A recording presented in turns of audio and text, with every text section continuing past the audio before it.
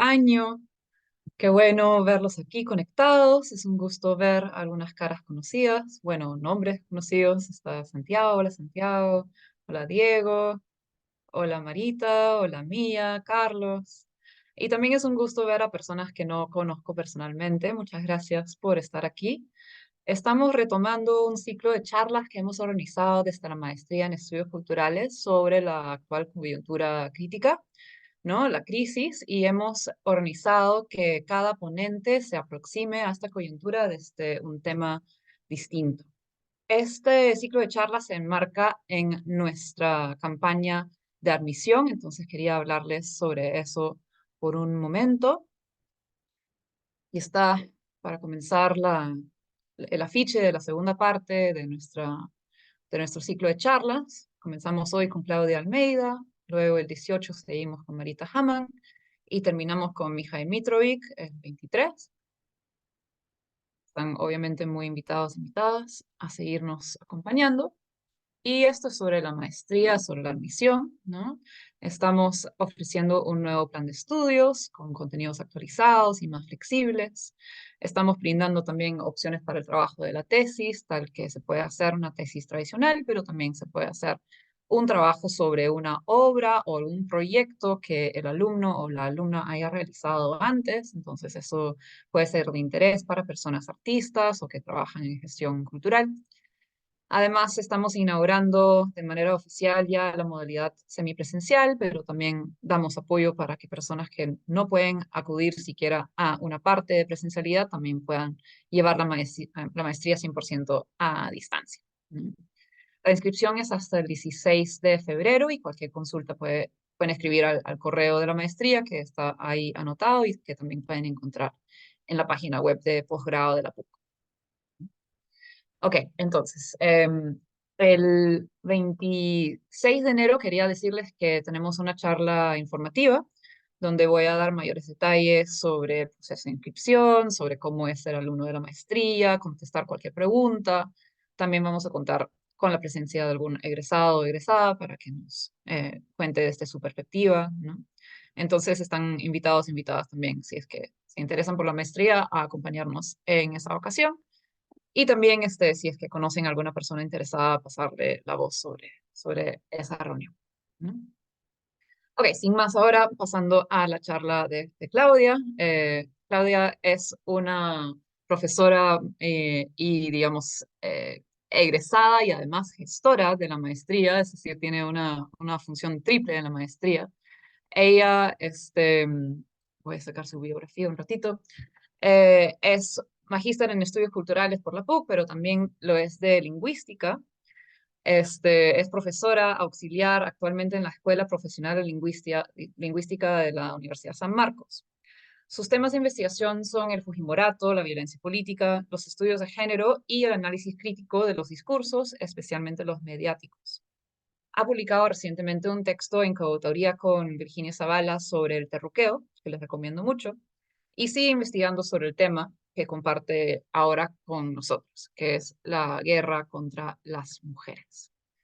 Entonces, sin más, le dejo la palabra a Claudia. Ella nos va a hablar aproximadamente media hora, con lo cual habrá un tiempo después para recibir sus comentarios y preguntas. Muchas gracias. Muchas gracias, Alexandra. Gracias por la invitación, por la consideración. Em, Estoy muy ilusionada porque veo aquí entre los participantes, entre las personas que se han inscrito, a estudiantes y compañeros de la maestría, ¿no? De la Católica, y también veo algunos nombres conocidos em, de estudiantes de San Marcos. Así que es algo que me llena de mucha ilusión. Es como un sueño hecho realidad. Así que agradezco a la maestría por la oportunidad. También agradezco al programa por brindarme un espacio para poder reflexionar sobre una serie de eventos que a simple vista no parecen encontrarse articulados. Me refiero específicamente, primero, a la ratificación del indulto a Alberto Fujimori en diciembre del 2023 por parte del Tribunal Constitucional. Segundo, al intento de la Corte Suprema de Justicia, también en diciembre del 2023, de reducir la condena de un sentenciado por violación si es que llega a tener un hijo con la víctima, producto del delito, y si se hace cargo de su manutención. Y tercero, me refiero a la represión policial contra mujeres aymaras en marzo del 2023 en medio de las protestas contra el gobierno encabezado por Dina Boluarte, la primera mujer en la historia del Perú en sentarse en el sillón presidencial. Los tres eventos mencionados han acontecido durante su mandato, el cual no ha hecho nada por combatir la guerra contra las mujeres. Una guerra sin cuartel, violenta e impune, y por momentos silenciosa, encaminada a perpetuar un status quo que requiere del sometimiento de las mujeres, así como de operaciones de limpieza y de borrado por parte de instituciones del Estado. Rita Segato afirma que, cito, nunca hubo leyes, nunca hubo más clases de derechos humanos para los cuerpos de seguridad, nunca hubo más premios y reconocimientos por acciones en este campo y sin embargo las mujeres continuamos muriendo. Nuestra vulnerabilidad a la agresión letal y a la tortura hasta la muerte nunca existió de tal forma como hoy. Cierro cita. Dicho de otra manera, la simple existencia de la ley no desmantela por sí misma nuestra exposición a la violencia en sus diferentes formas, a una violencia latente, a la angustiante preocupación de que nos pueda pasar algo en la calle, en la casa o en el trabajo, la autovigilancia a la que nos sometemos frente al espejo cuando salimos de casa, o el alivio que sentimos cuando nos roban, cuando solo nos roban. Ninguna de nosotras se encuentra a salvo por completo de esa violencia fáctica, simbólica y latente, y ninguna de nosotras tiene garantizada la consecución de justicia y de reparación de así requerirlo. Recordemos, por ejemplo, a Susana Higuchi. Voy a compartir pantalla.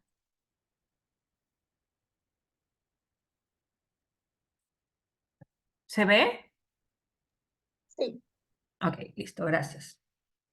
Recordemos, por ejemplo, a Susana Higuchi, que más allá de haber sido la madre de una candidata presidencial, fue de 1990 a 1994 la primera dama del primer gobierno de su entonces esposo, Alberto Fujimori. En vida, reveló que Alberto Fujimori intentó acabar con ella en 2 ocasiones. Estamos viendo ahí la noticia, ¿no? Con un machete y por medio de envenenamiento con parántano. Suena súper jalado de los pelos, ¿no? O como una ley, entre comillas, o como una leyenda urbana. Y aquí estoy utilizando un calificativo que Keiko Fujimori utilizó para representar las denuncias de su madre. No estamos acostumbrados a escuchar con atención a una mujer que habla de más. Susana Higuchi realizó esta acusación en más de una oportunidad, sea ante comisiones investigadoras del Congreso o ante medios de comunicación. Sin embargo, nunca obtuvo una investigación acuciosa y sus denuncias han sido gaseadas por sus hijos, así como sepultadas por el Estado. Por momentos, ella habló y su voz circuló. Y luego todo fue silencio hasta su muerte en el 2021. Ya dejé de compartir. Alberto Fujimori, uno de los principales implicados, por no decir el principal implicado en sus acusaciones, hace unas semanas fue liberado gracias al trabajo del Tribunal Constitucional, organismo que reactivó el indulto brindado por Pedro Pablo Kuczynski en el 2017 y que, por cierto, fue observado en el 2018 por la Comisión Interamericana de Derechos Humanos. El Poder Ejecutivo llevó a cabo sin chistar la decisión del Tribunal Constitucional a través del Ministerio de Justicia y el INPE. Y finalmente, Alberto Fujimori salió de Barbadillo de la mano de su abogado y de Keiko y Kenji Fujimori, sus hijos más mediáticos, ante el apoyo de grupos que lo identifican como el presidente que pacificó el país, como el que puso hombre, como el que puso orden. Voy a volver a compartir. Sí se ve, ¿no? Resulta interesante la articulación de esfuerzos a nivel familiar e institucional para indultar a un sujeto condenado por violación de derechos humanos, para buscar e insistir en la gracia presidencial para un hombre acusado por su expareja de intentar acabar con ella, acusación que en realidad no es ninguna novedad. Ya se conoce esta información desde hace años. Está en Google, pero se la ubica bajo la alfombra. Se vuelve sin importancia. No es para tanto, como si no fuera para tanto. La guerra contra las mujeres requiere precisamente de esta operación, de una especie de olvido selectivo e impunidad sobre las víctimas.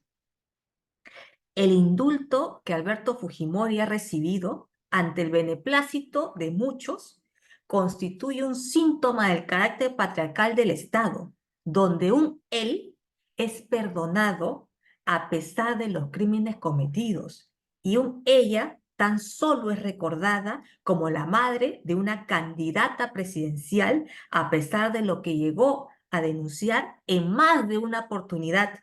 Entre sus revelaciones se encuentra la primera denuncia por corrupción que recibió el gobierno que comandaba su entonces pareja y padre de sus hijos. Rita Segato sostiene, cito, el Estado es siempre patriarcal, no puede dejarle serlo, porque su historia no es otra cosa que la historia del patriarcado. Cierro cita. El Fujimorato constituyó un régimen autocrático, clientelista y neoliberal que exacerbó la dominación de los hombres sobre las mujeres y que dejó heridas imborrables en muchas de ellas. Si bien contó con varias figuras femeninas entre sus filas, ellas eran admitidas si defendían o servían a la cabeza del gobierno.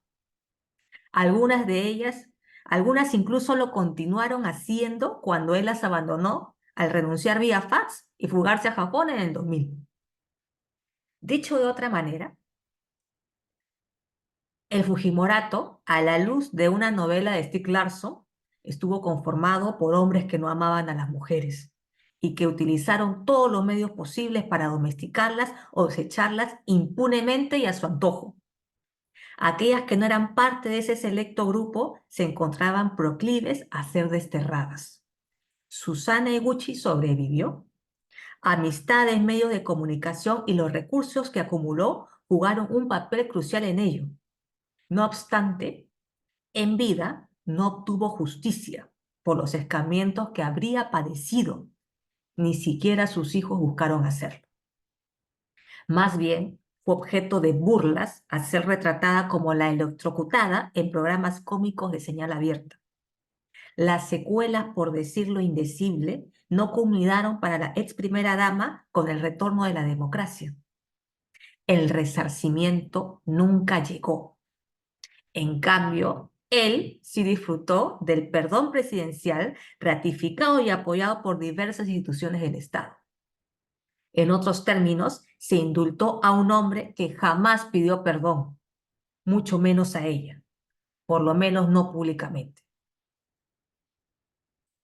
Y así como en este primer acontecimiento, el padre prevaleció, ahora me voy a referir al segundo, al conato de la Corte Suprema de Justicia en las recientes vísperas navideñas de reducir la condena de un sentenciado por violación si es que llega a tener un hijo con la víctima producto del delito y si se hace cargo de su manutención bajo el sustento del, entre comillas, interés superior del niño. Voy a volver a compartir pantalla. Ahí está la noticia. Sí se ve, ¿no? Sí, Gracias, muy amable. Yo solamente como apoyo visual, ¿ok? Este, este acuerdo, ahí está, el acuerdo plenario, ahí está el nombre, fue dejado sin efecto. O sea, debo mencionar, fue dejado sin efecto. Hay que mencionarlo debido a la alerta de otras instituciones del Estado y de organizaciones ciudadanas. Contó con, pero, o sea, este acuerdo plenario contó en un primer momento con el apoyo, el visto bueno de 14 de 15 jueces supremos. Solo Elba Barrios votó en contra. Considero que el acuerdo plenario número 01-2023/CIJ-112, más allá de perseguir el, entre comillas, interés superior del niño, buscó conservar un status quo, una normalidad que también, por cierto, me temo, es defendida por organizaciones muy preocupadas por la infancia, donde el objetivo de fondo es la familia heterosexual encabezada por un padre proveedor, donde proveedor del hogar que debe prevalecer a como dé lugar. Como bien manifiesta Gail Rubin, cito, la ley refuerza y apuntala la estructura de poder, los códigos de conducta y los prejuicios. Cierro cita. La conformación de un, entre comillas, hogar estable no borra el delito, pero sí limpia al violador, al hacerlo merecedor de la reducción de la condena bajo el amparo de la ley y lo ubica en una posición central a nivel intrafamiliar. Lo convierte en jefe del hogar. Con el acuerdo plenario mencionado, se intentó evocar al padre proveedor. Y la madre, pregunto, ¿importa dónde queda ella? En este caso, bajo la sombra del violador y dentro de los muros del, entre comillas, hogar estable. Espacio tan idealizado y protegido al punto de buscar crear una normativa sin pensar en las víctimas. La guerra contra las mujeres requiere de víctimas que no importan y de una normalidad que se impone institucional y simbólicamente sin pensar en ellas, sin tomarlas en cuenta. Reitero, la Corte Suprema tuvo que retroceder ante la protesta de otras instancias, pero el hecho de que el acuerdo plenario haya recibido la aprobación de 14 de 15 jueces supremos da cuenta de los tiempos recios que las mujeres sobrevivimos y que lo poco que se ha ganado se encuentra en juego. También da luces sobre cómo se produce la normalidad. Porque sí, la normalidad es un producto que necesita ser reactualizado por medio de prácticas, vigilancia y el amparo de la ley. Si la familia heterosexual es vista como lo normal, o lo esperable, o lo ideal, ¿qué ocurre con otras familias? ¿Dónde son ubicadas? O, mejor dicho, reubicadas.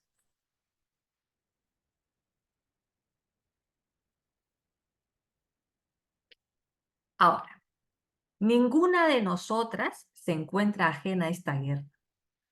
No todas sufren sus zarpazos por igual, eso sí. Algunas, como Susana Iguchi, consiguen denunciar públicamente la violencia padecida bajo cuatro paredes, lo cual, como hemos visto, no conlleva per se a la consecución de reparación ni de justicia. En la actualidad, Otras mujeres están saliendo de la esfera privada y utilizan el espacio público para protestar contra el régimen de Dina Boluarte. Lo que recibieron como respuesta, incluso con sus hijos en brazos, fueron bombas lacrimógenas lanzadas por la policía a corta distancia, así como palabras denigrantes por parte del entonces ministro de Educación, quien indicó, cito, ni siquiera los animales exponen a sus hijos. La respuesta institucional no es resultado de la casualidad, sino de una estructura patriarcal y colonial que constituye a las mujeres racializadas como blanco de castigos inmediatos por salirse de la línea de lo esperable, por alzar la voz, por reclamar justicia y reparación públicamente, por no permanecer en casa al cuidado de sus hijos. Las mujeres racializadas incomodan, pues deberían permanecer, entre comillas, en su sitio, calladas y tan solo sonreír de ser necesario. La guerra contra las mujeres requiere de alfiles que defiendan la norma. Asimismo, requiere de la repetición de cárceles identitarias con las que se arrebata la voz y el ejercicio de ciudadanía a las mujeres que menos tienen. El ejercicio impune de la violencia es la lanza de la guerra contra las mujeres y también requiere de la aplicación de operaciones de limpieza y de borrado por parte del Estado.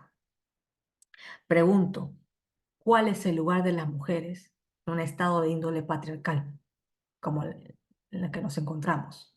¿Cuál es nuestro lugar? Uno de ellos sería la sombra de un él. Ahora, en la actualidad, pues es uno de los lugares disponibles, ¿no? No es el único, pero en la actualidad, pensando en cómo está conformado el Estado, quiénes son sus principales figuras, pensemos en las mujeres que han alcanzado un lugar de poder.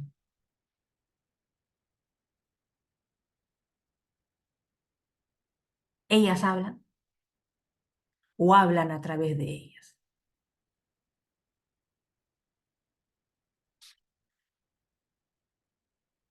También podemos, otro de los espacios, otra de las posibilidades, porque no quiero terminar así, ¿no? No quiero terminar así la presentación. Otra de las posibilidades es tomar las calles, tomar los espacios públicos, hacer que nuestra voz resuene y unirnos a ellas, ¿no? Muchas gracias. Muchas gracias a ti, Claudia. Ahora tenemos un tiempo como para reflexionar juntos y juntas. Quizá puedo comenzar la discusión preguntándote por ese ánimo más optimista con el que Ay, intentaste terminar, ¿no? Y preguntarte esperanza, ¿no? La palabra es esperanza, creo, ¿no?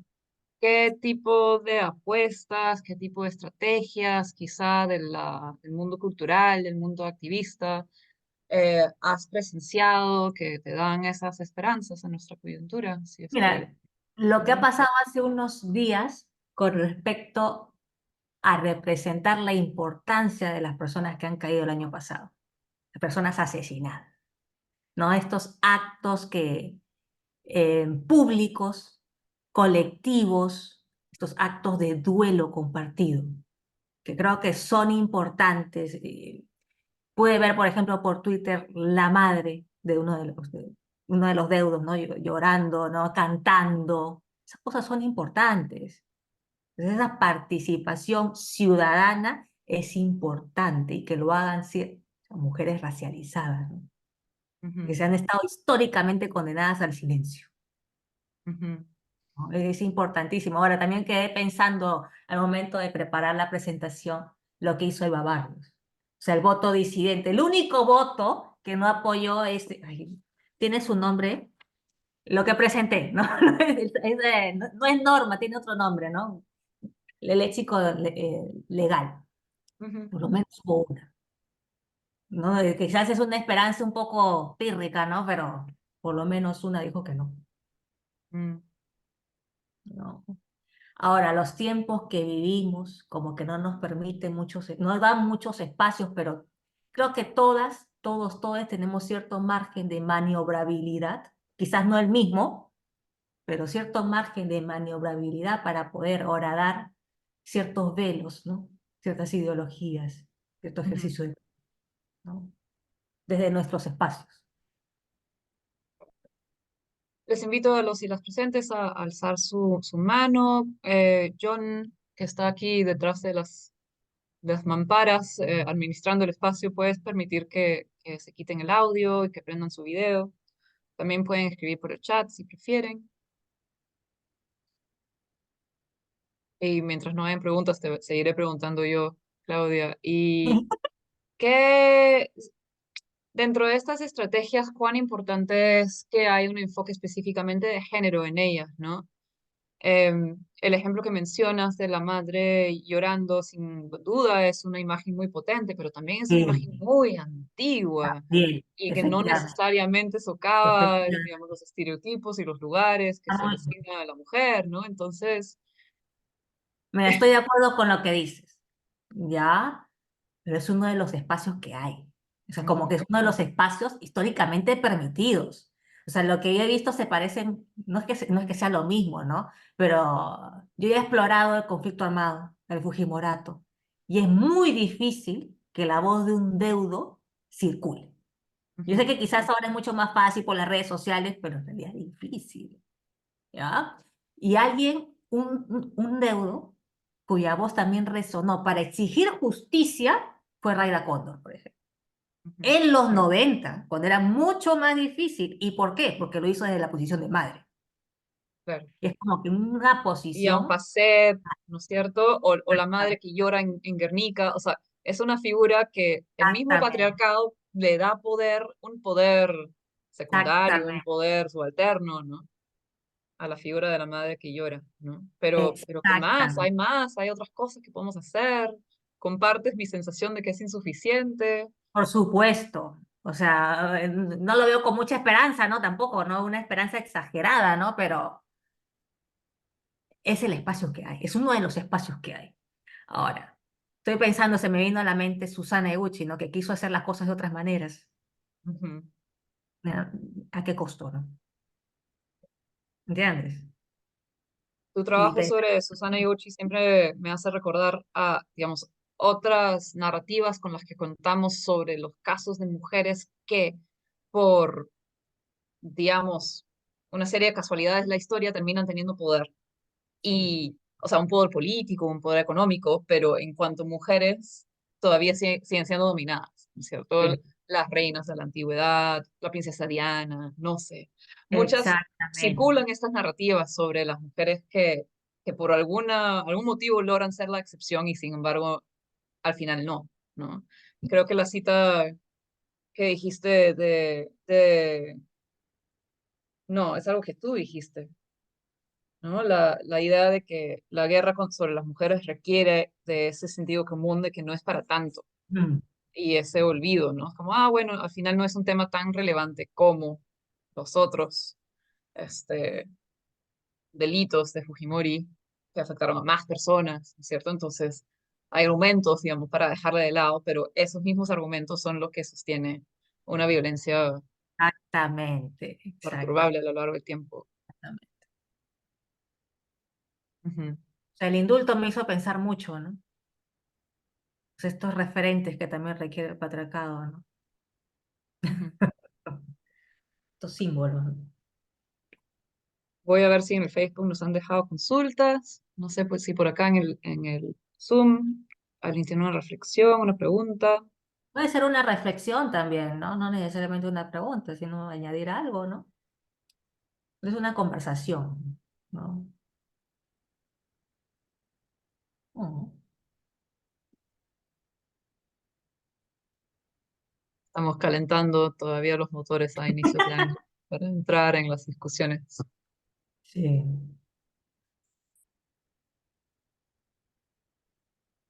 Ahí está Ay, Carlos. Adelante, Carlos.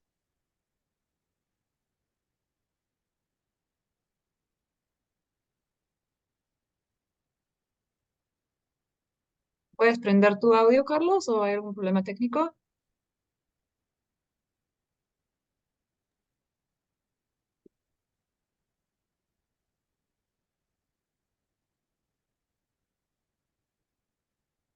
¿No puedes prender tu audio? ¿Me escuchan? Ah, ahora sí, muy Ya, bien. listo.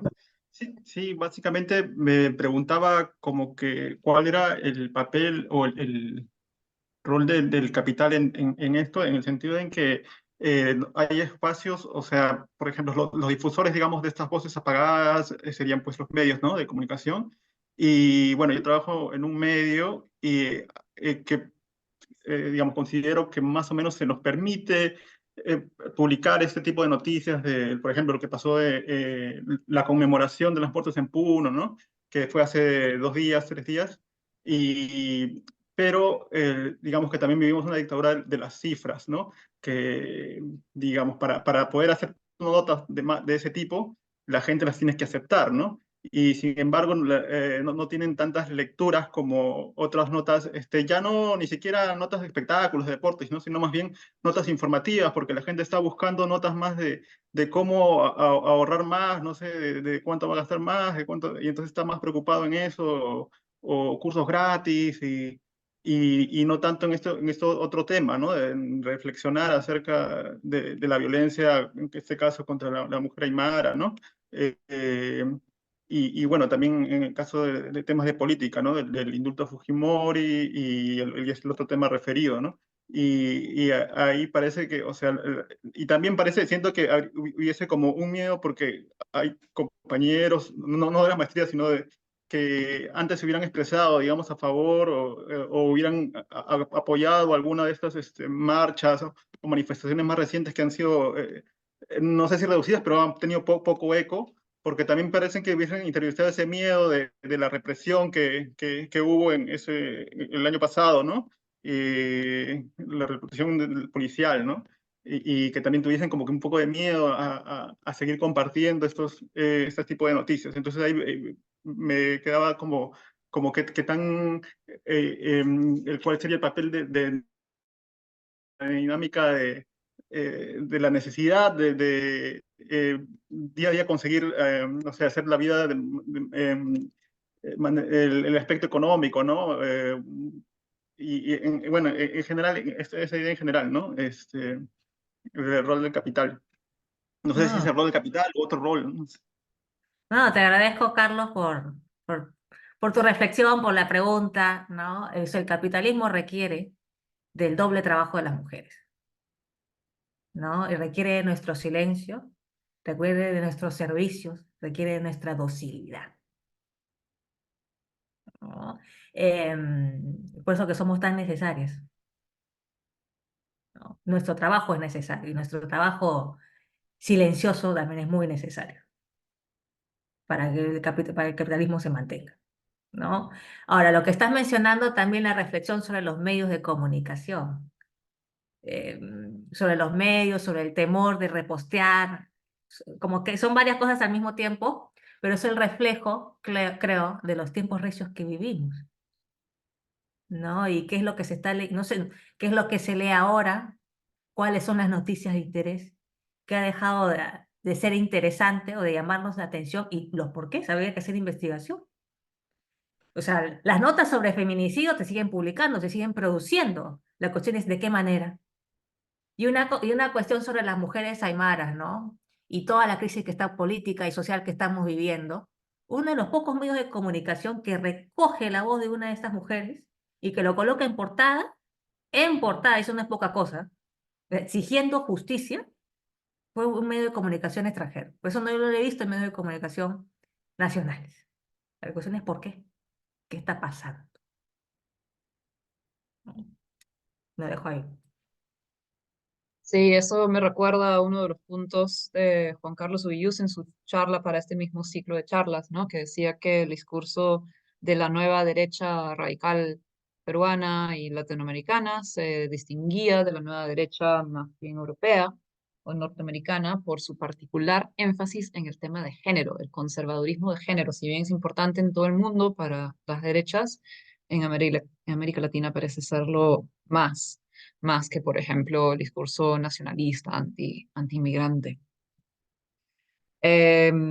Sí, tenía también una reflexión, sí, me parece muy buena la pregunta de Carlos, que sí, resalta que quizá es un tema interseccional, digamos, en cuanto a la circulación de imágenes de mujeres está suscrita a las demandas del mercado y vende más, digamos, una madre llorando que una mujer empoderada luchando, una feminista, ¿no? Son cuerpos y rostros aceptables de representarse, no solamente en el contexto de las protestas y de las matanzas, sino siempre, ¿no? ¿Qué imágenes de las mujeres pueden circular en medios y cuáles no? ¿Y cuál es el rol del cuerpo y del rostro de la mujer cuando es representado en medios? Sabemos por la publicidad que es para vender cierto tipo de productos y eso, ¿no es cierto? Y no son todos los cuerpos femeninos que circulan en medios, sino solamente ciertos, Exacto. conforman a ciertos estándares de belleza. Teníamos otra pregunta de Gonzalo Cifuentes. Bajó la mano, pero le invito a plantear la pregunta por reflexión.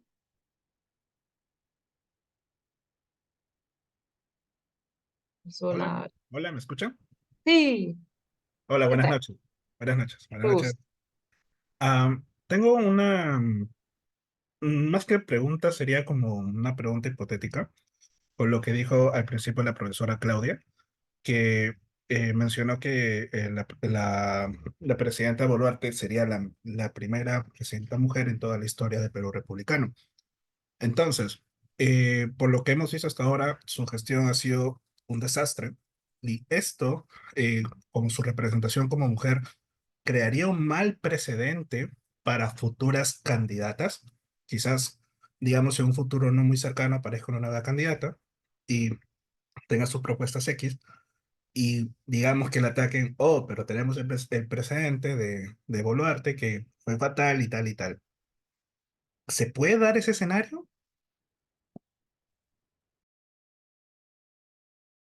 Gracias, Gonzalo, por tu pregunta, por tu inquietud. Mira, no lo sé. O sea, no puedo como que adivinar, ¿no? Ver el futuro, pero lo que sí puedo indicar es que lamentablemente se le está quitando oportunidades de participación política, ¿no? Se está medrando el espacio político a las mujeres. Eso, ¿no? No sé si tú, Alex, deseas decir algo más. Em, sé que un discurso de las feministas de fin del siglo XIX y principios del siglo XX era que la mujer tenía que acceder a la política porque en cuanto madre haría bien a la política con los valores maternales de cuidado, etcétera. Y Dina Boluarte misma, cuando trata de justificar su presencia en el poder, lo hace en términos de que es la primera mujer ¿no? Entonces, Exacto. eso nos advierte con respecto a cierta utilización de, digamos, la imagen de lo que es una mujer, supuestamente es una mujer, para justificar su lugar en la política. Eso quizá se conecte con la siguiente charla de investigación en este ciclo, ¿no? Que a cargo de Marita Hamann va a hablar sobre la batalla de las identidades, la guerra de las identidades. Es decir, esta tendencia que tenemos a intentar validar nuestra posición o nuestro argumento en base a quiénes somos en términos identitarios, ¿no? Y cómo nuestra identidad se conforma con los guiones establecidos de la identidad. Soy mujer, por lo tanto soy buena madre y por lo tanto mi valor reside ahí, ¿no es cierto? Creo que el ejemplo que nos da Boluarte, más que ejemplo, la situación trágica que nos da Boluarte, nos fuerza a ir más allá de un discurso simplista de identidad de género, ¿no es cierto?, para validar la participación de las mujeres en la política, ¿no? Exactamente. Bien, tenemos una pregunta en el chat de Alan, que me lo ha mandado directamente a mí, así que lo leo en voz alta. ¿Cuál es la posición de la mujer frente a temas de racismo, específicamente en el tema de las esterilizaciones forzadas a las mujeres indígenas del Perú? Gracias, Alan. Bueno, es importante lanzar una mirada interseccional, ¿no? Y descentrar género y articularlo con otras dimensiones, con cuestiones de raza, con cuestiones de edad, con cuestiones de trabajo. O sea, no todas padecemos, lo mencioné creo, no sé si lo dije bien, pero no todas sufrimos los azotes de la guerra contra las mujeres de la misma manera. No todas estamos libres, ¿no? Completamente libres, pero, o sanas, o podemos permanecer completamente sanas, incólumes, pero no todas sufrimos por igual. Hay mujeres, sujetos, sujetas, sujetes en el mundo que no cuentan con tantas capas, con tantos escudos de protección ante una violencia indiscriminada y que les hagan de todo y no pasa nada. O sea, nosotras por lo menos podemos, si nos pasa algo podemos decirlo, ¿no? O sea, tenemos un lugar de enunciación. No todas, todos tienen eso, lamentablemente, ¿no? Gracias, Claudia. Tenemos una pregunta por el Facebook. Lo leo para mayor comodidad y luego te paso la palabra, Diana, que acaba de ver que has alzado la mano. Fernando Reati, ese modelo de madre también responde solo a un estilo o perfil, es decir, lo que se entiende o se permite por parte de la sociedad patriarcal, porque esa madre, porque es esa madre abnegada, sufrida, la madre da, que lo da todo por sus hijos, la que puede tener voz. Y digo puede porque si sale del esquema de madre permitido, por ejemplo, las madres que vinieron a Lima a protestar con sus hijos son merecedoras del ataque público. Claro, ese ejemplo de las madres que porque trajeron a sus hijos y el debate que se suscitó ahí fue muy revelador.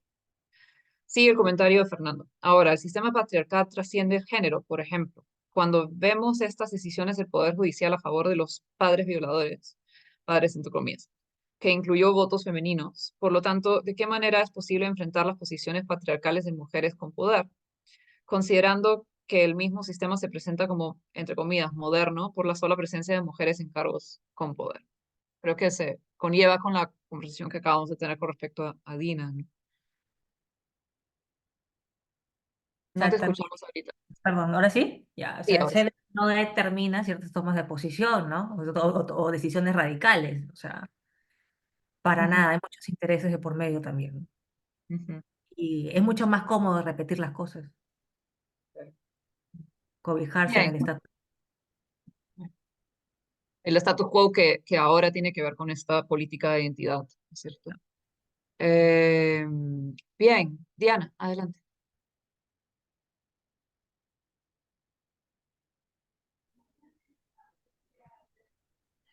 Buenas noches. Buenas noches. ¿Puedo escuchar? Sí, sí, adelante. Ok. Bueno, en primer lugar, agradecer la conferencia que estuvo muy interesante e igualmente todos los comentarios. Y bueno, era más que todo una reflexión, ¿no? Bueno, yo, digamos, he escuchado en relación a, digamos, a varias mujeres que conozco que pueden ser, son amigas o en algunos casos familiares, ¿no? Que digamos que más allá, digamos, de la esfera académica, ¿no? Digamos, lo que perciben, quizás precisamente por el mismo influjo de los medios de comunicación y todo eso, es que digamos que la lucha, digamos, de las mujeres debe permanecer ahí, ¿no? O sea, como que nosotras ya tenemos, al menos en este país, porque cuando digo, digamos, cuando uno conversa quizás de otros aspectos, ¿no? De que los derechos de las mujeres y todo eso, dice, ay, sí, pero en otros países, ¿no? No, aquí ya hemos logrado bastantes cosas y todo eso, ¿no?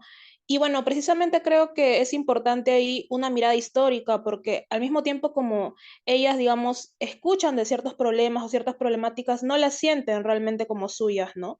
O sea, sienten que ya lograron varias cosas y claro, eso también habla de su posición privilegiada, ¿no? Pero asimismo, digamos, es curioso, ¿no? Pero también a pesar de que la globalización es muy buena, ¿no? Porque tenemos, digamos, acceso a mucha información, digamos, si buscamos, ¿no? Canales internacionales y todo eso.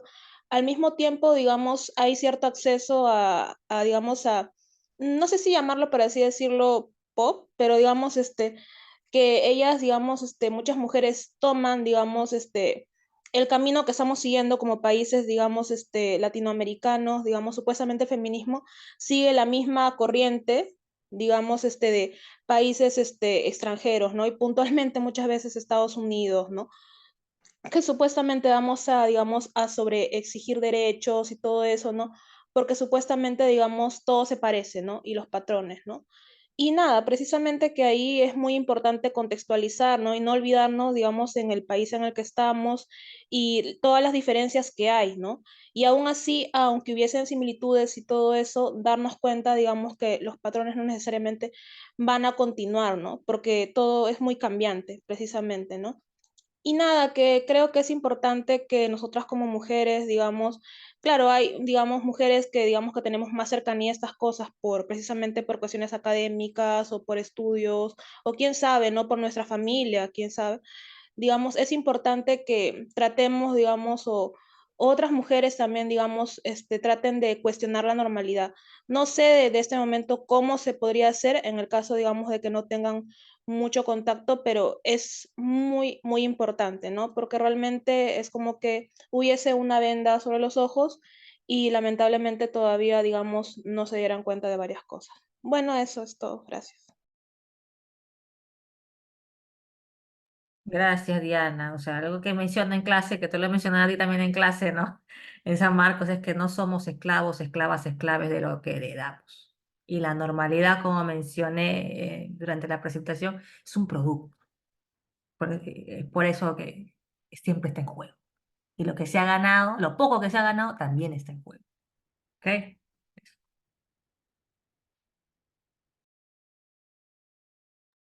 Bien, muchas gracias. Hay un par de comentarios, no son preguntas en el chat.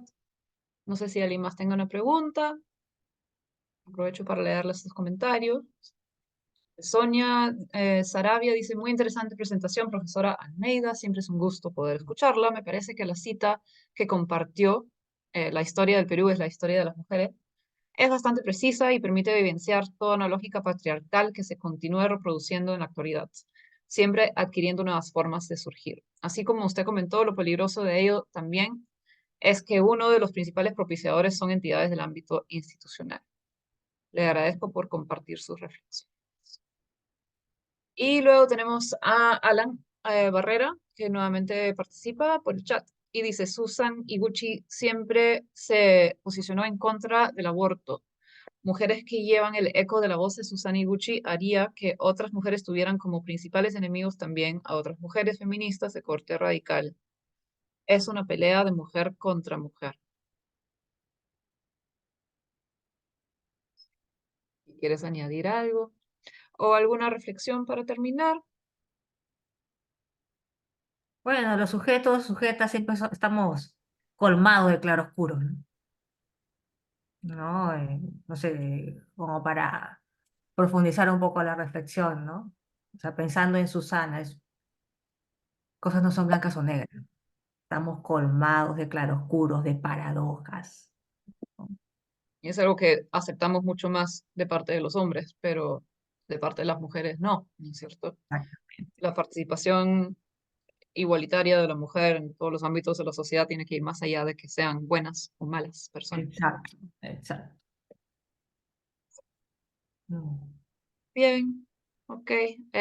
Bueno, ya, última hora, justo estaba por cerrar, pero alza la mano Begoña. Adelante, Begoña, la última pregunta y cerra. Hola, perdón, No te gracias. preocupes, más bien gracias. Estaba pensando justo en esos puntos en que como las luchas se confrontan con creencias, ¿no? Y es muy difícil mover esos límites sin que muchos no se sientan ofendidos, cuestionándose en sus creencias. Es muy... Esa es la parte más conflictiva para mí, para, digo, lograr cambios, ¿no? Una cosa así. En fin. Gracias. No, Sí, me parece gracias, muy Begoña. relevante. Sí, porque ¿qué tocan más nuestras creencias más profundas e íntimas que el tema de género? ¿No? Exactamente. A veces es necesario incomodar, ¿eh? Es importante incomodar a veces, ¿no? Muy bien, con esa idea potente nos quedamos. Muchísimas gracias, Claudia. Aprovecho entonces para volver a invitarles a todos y todas a la siguiente charla, que es esta. Ahí debería estar viéndolo. Sí, Marita Hamann, psicoanalista lacaniana, sobre la batalla de las identidades. La cita es el jueves 18 de enero a las 7, igualmente vía Zoom. Vamos a estar circulando el link de inscripción en nuestras redes, en Facebook e Instagram, y también en nuestra lista de correos, si es que están suscritos a nuestra lista de correos. Y nuevamente les recuerdo sobre la charla informativa, sobre el proceso de admisión a la maestría, si es que están interesados o interesadas, o si conocen a interesados o interesadas, les dejo esta información sobre esa charla informativa, ¿no? El viernes 26 de enero a las 7, igualmente por Zoom. Vamos a estar igualmente circulando el enlace de inscripción, o pueden inscribirnos al correo de la maestría y se los enviamos por ahí. Muchísimas gracias y buenas noches.